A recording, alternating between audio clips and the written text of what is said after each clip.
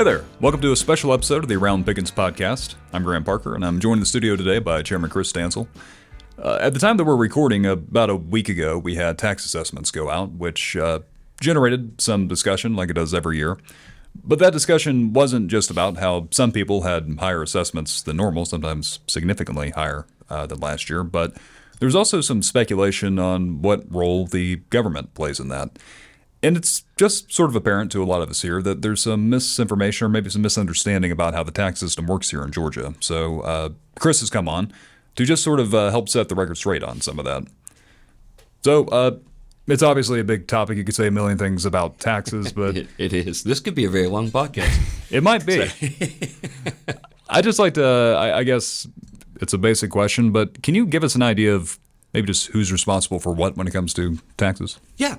So I think one part is when you study civics, you study government, very little is ever spent on local government. You spend a lot of time learning about national, you learn about state, but it's very little understanding comes into play as to who's responsible for what. So you kind of look to the titles and think this person must be responsible or this person not. So I think in trying to just get a good understanding of how it's broke down in trying to come up with is always good. I think there's a variety of different people that are responsible. I read a comment a week ago, less than a week ago, that had said, who do we hold accountable? And I mean, some people may take offense when they see something, but in reality, as voters that are electing people to represent them, I think it's a valid question. Who do you hold accountable for different roles? So I think it's good. I think that comment was followed up with, but here's the first example of finger pointing that came up afterwards. And so I want to be careful in trying to explain it that it's not finger pointing. I mean, obviously, as chairman of the Board of Commissioners, I'm responsible and accountable for a tremendous number of things, but there are some things I'm not. And I think in trying to make sure that's understood. Taxation in particular, there's a few different things on property tax. It's a separate type of tax. It's what's designed to operate and fund local governments and how they operate, or local boards. It's not just government, but it's also boards of education. So I want to make sure to kind of clarify. But some of it's set in the state constitution. You have the Bill of Rights that's within that state constitution establishes parameters and guidelines on how taxation takes place. State law is the other. So your state lawmakers establish the laws that set the standard that then is followed by different organizations. Department of Revenue then takes those state laws and holds all the local county boards of assessors responsible for executing the way that they have that in place. The Board of Assessors in every county is appointed by the Board of Commissioners. There's state law that establishes and the standards as to how that Board of Assessors is appointed. It's a 6-year term. So that term actually exceeds the term of a commissioner as a 4-year term member.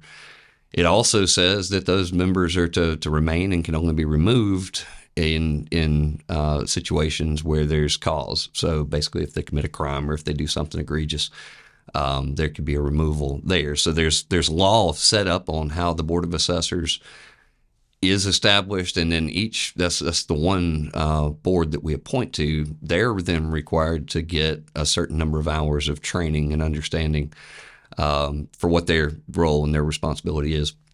And in service, they have to continue to do that each year. So that particular board appointment requires going to a few different classes. I think they do most of them online at this point, but to get the understanding. And then the Board of Assessors hires a chief tax appraiser, which typically gets referred to as the assessor's office, but it's the chief tax appraiser by title.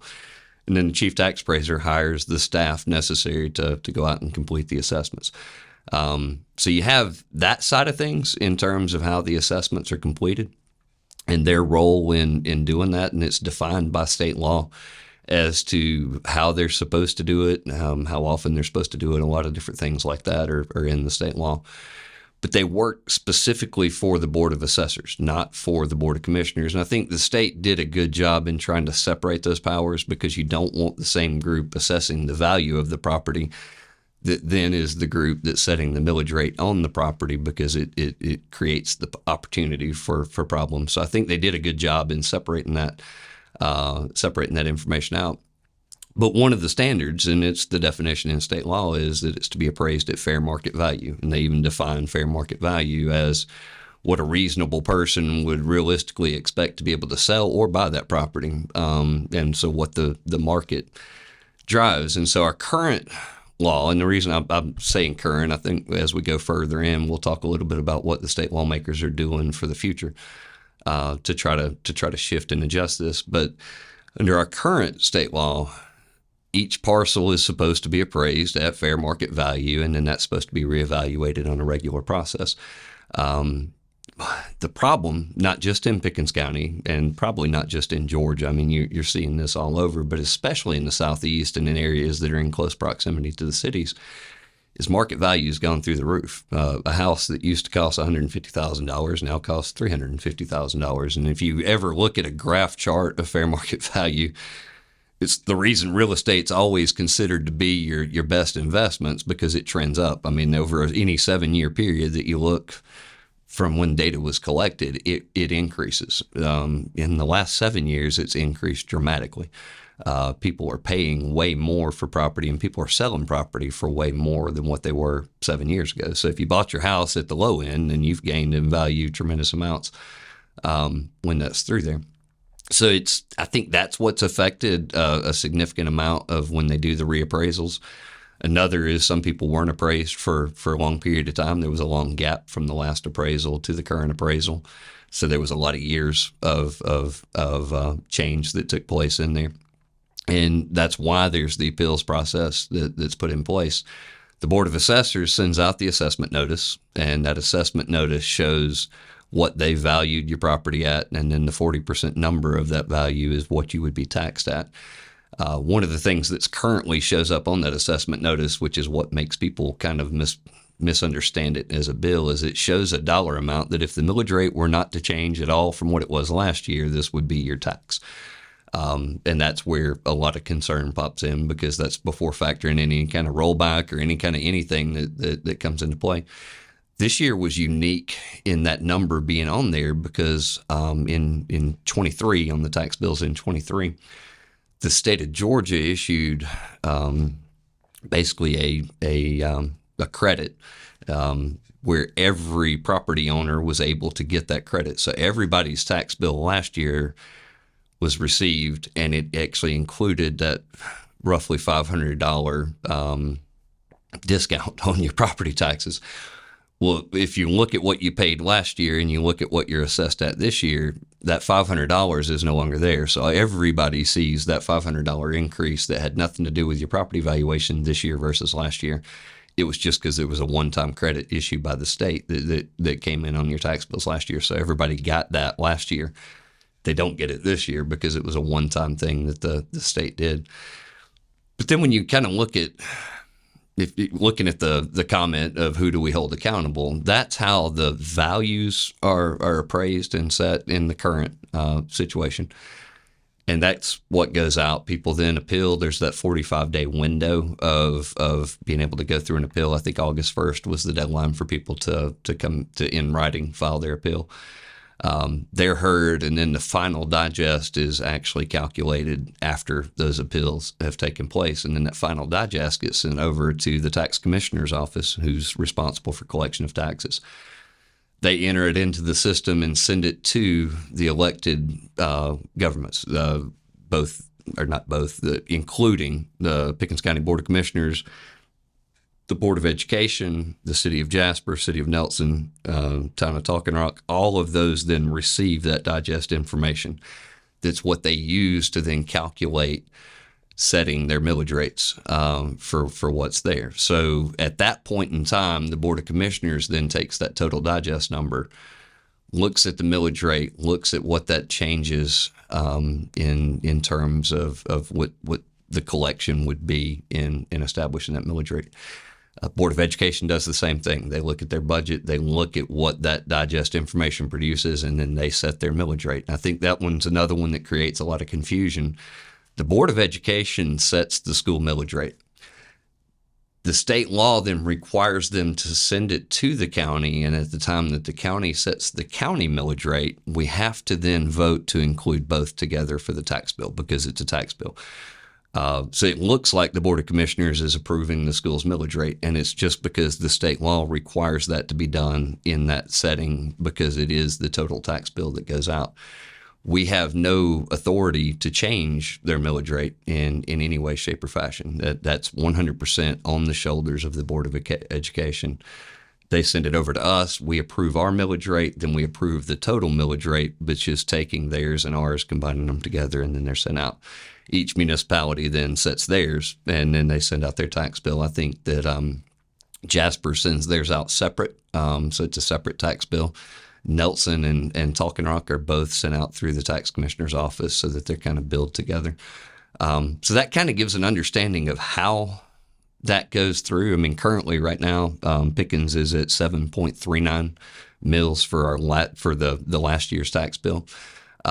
If you look, and you can go to the Georgia Department of Community Affairs website, and it'll pull up every millage rate for every county in the state of Georgia.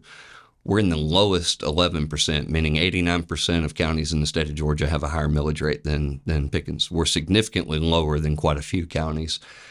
But we set our millage rate, and we're responsible for that 7.39. I know everybody gets their tax bill, and it shows the total of the county and the schools all on there. Board of Commissioners is responsible for that portion that's to operate county government. Board of Education is responsible for the portion that operates the school system. I think the schools have done a great job over the last several years in their rollbacks. They've been able to continually roll back their rates. The county has had a consistent rollback for, I believe, the last 8 years. Back in 2016, it was at 7.95. So it's been just kind of steadily going down little by little. Values of properties have been going up, so your tax bills may not have seen that.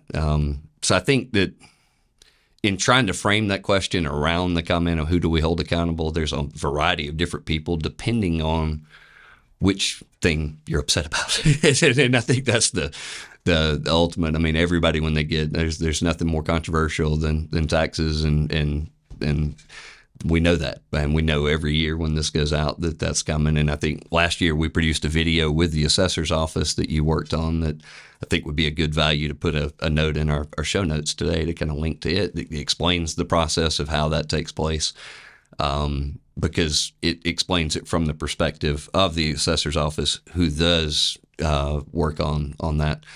A lot may change next year. There's a lot going on the ballot in November that voters will have a chance to look at that can change that quite a bit in the process for the future. It doesn't affect 2024, but it would affect 2025 and going forward. So I think trying to let people understand that a lot of their concerns that they're currently talking about were heard by the lawmakers, the state representatives, state senators. Our representative and Senator Rick Jaspers and Steve Gooch both voted in favor of trying to get this in the hands of the voters in November, so that the voters can then kind of adopt that resolution that would allow a change to the Georgia Constitution, an amendment to the Constitution to take place that would change this process going forward. But we still have the responsibility, and I think that's the going back to the accountability comment. As a Board of Commissioners, we're responsible to provide the services for the citizens of Pickens County. And so that portion of your tax bill, that 7.39 mil portion of your tax bill, is what comes to the county in order to provide all the services for the county. So it provides your fire, it provides your law enforcement, it provides your 911, provides the staff for the road department, all of these different services that are provided. Your recycling center, your parks and recreation, all of those different things, all the court systems come from that portion. So when you're looking at your tax bill and arbitrarily pick out a number that, let's say you had a $2,000 tax bill, about a third of that comes to the county, and about a third of that $2,000 is what provides all of those services. So property taxes in Pickens County account for 41% of our total budget in terms of revenue. Sales taxes, different forms of sales taxes, vehicle, other charges for services, and then intergovernmental agreements with other governments that pay us kind of account for the remaining 59% of that budget. But 41% comes from property tax. And that is the portion of what we use to establish. I think that 41% is in the ballpark, right at $15 million that generates for the county. So as we look at setting the millage rate, we're looking at setting the ability for having a budget that still provides those services. And that inflation that causes all of your personal budget, your grocery budget, your power bill, all these things that have gone up, they also go up for county government. I mean, and they go up on a scale. One of the things that has gone up tremendously in the 4 years that I've been in office has been just in the payroll side of things, in trying to pay. We haven't increased by number of staff. I think we've increased by 3 total employees over the last 4 years. But we've increased a lot in the total of what's applied. We were years behind. We were paying way lower than most of the counties around us in order to provide quality employees. We unapologetically started making that a top priority for the Board of Commissioners to try to get that pay rate up, so that we could not only take care of the employees that had dedicated a lot of years to service, to providing these services, but also to keep them here. So you spend a lot in trying to get them trained, especially in public safety, whether it be fire or law enforcement. You spend a lot of money to try to get them trained, and then a county 10 minutes away is paying a significantly higher salary. It's hard to keep that employee staying when they can do the same job in another environment for more. So that was a big thing over the course of the last few years, that trying to keep up with that cost of living and get those salaries adjusted to a market rate that was fair has caused an increase in demand. Other services, like I said, the power bill, the gas bill for the vehicles that are on the road, the purchase of a vehicle, all those things have skyrocketed over the last 4 years. And so we're trying to manage it as closely as we can. But when I think it's just under 73% of our total budget goes to either salaries or one of the taxes or workman's comp or retirement or insurance, all of those different things for personnel. So we're operating everything with 27% outside of what personnel goes. So that's what's kind of dictated the need for trying to watch that really close when we do set the millage rate. We're having to factor in what's it going to cost to continue to run, and we've cut positions in some departments to be able to offset as people, when we went out, when people have left, it's been through attrition that we've in a couple of different areas decided to kind of run it on a little bit more of a skeleton crew. In others, we've had to increase. You read the comments, you read some of the misunderstandings, and I hate to say misinformation. I know social media has its place for a place to vent and to get it off your chest, and so I don't want to write it as it's misinformation as much as it is people that just make comments that they don't understand all of the different details about. But several of them talk about growth is the reason that this is going up, and in some ways there's a lot of truth to that. I mean, if more people meant lower taxes, then Fulton County would have the lowest tax rate in the state of Georgia, and they don't. I mean, you can go to the DCA site that I referenced a minute ago, and it's by far not. Where it does start to affect is to provide services for more people requires more manpower and more equipment to provide those services for more people. We really haven't reached that point where we've seen a tremendous need for a tremendous number of additional employees. I think we're on the cusp of needing for different areas, but we've been able to continue to operate on a manpower that's similar to what we've had all 4 of the last 4 years. We've just had to get to a point where we're paying that manpower there, but we've still remained in the lowest 11% of millage rates for county operations. So if we're held accountable, that's what we're to be held accountable for on the county side. And we'll accept full accountability for it. I mean, not just me, but the full Board of Commissioners, the 3 of us collectively on setting the budget, the 3 of us collectively on setting the millage rate, but me individually as the chairman. Part of my responsibility and duty is to run and manage the day-to-day operations and to manage the budget and to work with the staff that's managing the budget. And we've been able to stay under budget for each of the last 4 years. We've been able to do it without having to borrow money to run the county. So we've eliminated the tax anticipation note to where we're funding the operation of the county without using borrowed funds to do it, while still increasing what we're paying and taking care of our employees and providing the benefits that they need. And I think that's what ultimately I was elected to be responsible for, and I take that duty seriously. But I know our post commissioners both take that duty very seriously as well. I mean, they're constantly wanting to make sure that we're providing the best service we can, the most conservative way we can. But when people see those bills or they see those assessment notices, which aren't a bill, but they're just kind of an estimate of what your taxes might be at the time the bills go out, there creates that level of panic or anger in a lot of situations, and they want somebody to say who's responsible, who's to blame.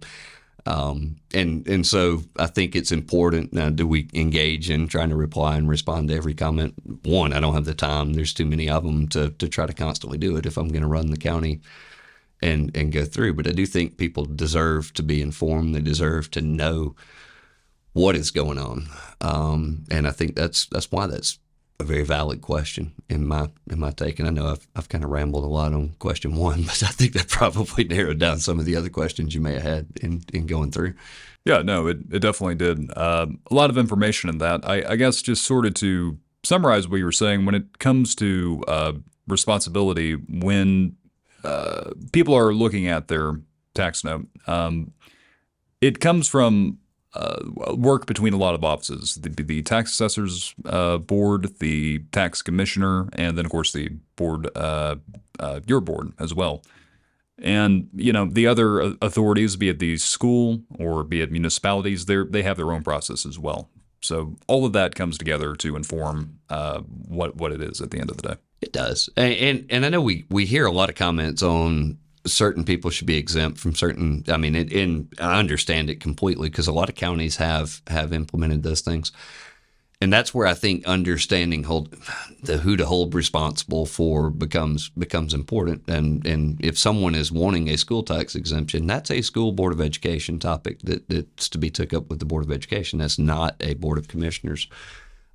In trying to make sure that you understand that they have to set a budget to provide the services, and they have to determine what the tax rate is to provide those funds.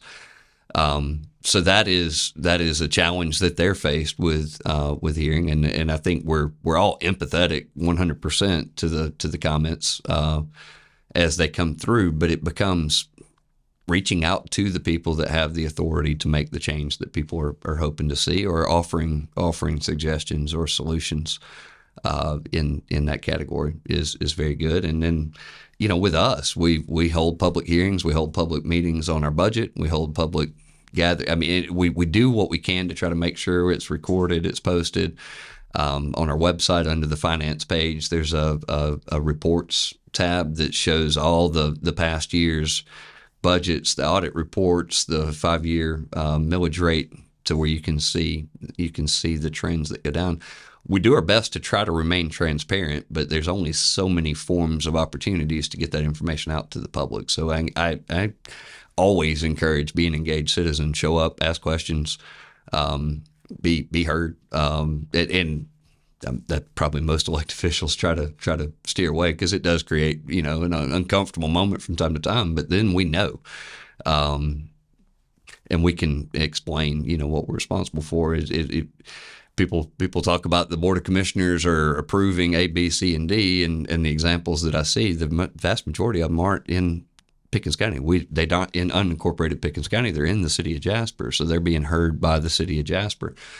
So always kind of do the research a little bit to say, who is it that we're kind of speaking up? And I think in fair exchange, there's a lot that the city of Jasper catches on Parks and Recreation and on organized sports that the county actually has ran, and they catch the comments there. And it goes back to, like I said before, we spend a lot of time in school learning about government, but we don't learn about local government. We learn about other forms of government. So it's always fun just to get out and try to learn, try to understand, and then you kind of know, and you can be informed. Yeah, definitely. And, I would say even if you don't come to the meetings, by all means, you can reach out to our offices, whether that's through our website, pickensga.com, or just calling us. We've got a responsive staff.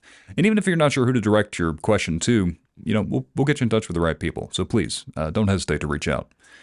But I do want to touch back on something you were talking about earlier with the legislation that's coming up. How would that tangibly affect the tax system? So it's a unique bill that, and it was a bill and a House resolution that both passed. They passed the House, the Senate, the governor signed it. But because it requires a constitutional amendment, it goes for a vote in November. It's House resolution is what brings it to the vote for the constitutional amendments. House Resolution 1022, which is on House Bill 581. So House Bill 581 does a variety of different things. One, it changes the way that assessment notice will look. It won't have the dollar amount value. It'll just show the rates, and it'll show the increase in value of the property, but not the dollar amount on taxes because the millage rate hasn't been set. But it does have some stuff that says here would be an estimated rollback. And so it kind of puts the estimated rollback on your millage rate in that bill. That's one of the things that was in that resolution or in that House bill. There's another that it does is kind of changing that exemption. So it gives the ability basically, and I'm going to overly simplify it. Definitely jump online if you want to read the entire, I think it's 27 pages, House Bill 581 that you can pull up and read. But in one section of it, it does create a freeze in lack of a better term. So whatever your property is currently valued at, you won't continue to see the significant increases in your tax bill because it would freeze your value at that rate and then allow for inflation to occur at a rate of 3%, up to 3%. Inflation. So essentially what it would say is this would be your tax bill for your property as long as you remain in that property, and it would inflate up to 3%. So instead of getting a market value inflation of 60% or 70%, or I've seen comments going significantly higher than that, you would see that only change in a 3% increment. So you would know my tax bill is going to be close to what it was before. I think it's a great piece of legislation. It puts a lot of pressure on going back to the topic of what we talked about before on who do I hold accountable. It then puts a lot of pressure on boards of commissioners on their millage rate at some point in time in making decisions. But that is probably one of the biggest. Now, it does have an opt-out. It's in the bill. They wrote the language that says counties, not just counties, but each authority that is taxing has the ability to opt out. So the Pickens County Board of Commissioners would have to establish that, yes, we're going to follow what the voters chose, or we would have to be able to defend if we chose to opt out. I think that I can speak for me as a single member of the Board of Commissioners that if the majority of the voters of Pickens County vote in favor of this, which I believe it has a strong chance of passage, we're going to follow the desires and the wishes of the voters of Pickens County. That's my take. I can't speak for how others are going to vote, but I do know from working with them for the last couple of years, I believe they share the same sentiment that we're gonna follow the wishes of the voters in Pickens County.